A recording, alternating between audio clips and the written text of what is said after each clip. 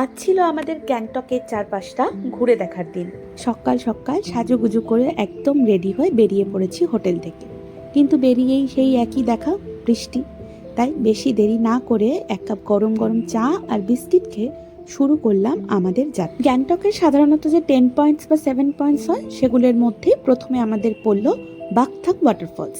সেখানে নেমে টুকটাক একটু ছবি তুলেই উঠে পড়লাম গাড়িতে, কারণ তখন বেশ ভালো বৃষ্টি পড়ছে। আমাদের পরবর্তী ডেস্টিনেশন ছিল গনজাং মনাস্ট্রি। প্রথমে ভাবছিলাম নামবো কি নামবো না, কিন্তু নেমেই পড়লাম। নেমে কিন্তু আমাদের বেশ ভালো লেগেছে। তারপর আমরা চলে গেলাম লাসা ফলস বলে একটা ফলসে।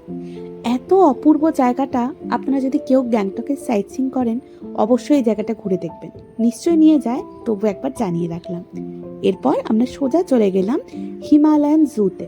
সেখানে দেখলাম বিয়ার, আর সবচেয়ে সুন্দর যেটা আমাদের লেগেছে ময়ূর। এই বর্ষাকালে কিন্তু বেশ পেখম মেলে আমাদের দেখা দিয়েছেন আমাদের জাতীয় পাখি। মেঘ আর কুয়াশার জন্য পাহাড় দেখতে না পাওয়ায় মনটা যে হালকা খারাপ ছিল, তা কিন্তু আমাদের সমস্ত ভুলিয়ে দিয়েছে পেখম মেলা এই ময়ূর।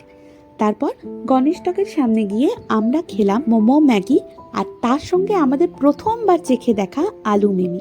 এত ভালো জিনিসটা আমরা এত বছর ধরে পাহাড়ে আসার পরও কেন কখনো খাইনি কিংবা নামও শুনিনি তা জানি না, তবে আমাদের ভীষণ ভালো লেগেছে। তারপর সোজা চলে গেলাম হনুমান টকে। সেখানেও গিয়েও আমরা বৃষ্টি পেয়েছিলাম ঠিকই, কিন্তু ধীরে ধীরে আবহাওয়া পরিবর্তন হতে থাকে। কুয়াশার চাদর সরিয়ে সুন্দর নীল আকাশ দেখতে পাই আমরা।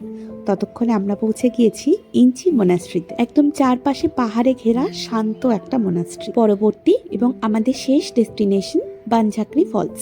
ভীষণ সুন্দর একটা ফলস, দেখে কিন্তু মন ভালো হয়ে যাবে। তবে সামনে থেকে দেখার যে একটা আনন্দ, সেটা আমার মনে হচ্ছিল মাটি হয়ে যাচ্ছে এই জিপ লাইনিংটার জন্য। তবে আমাদের গোটা ট্রিপের সেরা মোমোটা কিন্তু আমরা খেয়েছিলাম এই বানঝাকরি ফলসে এসেই।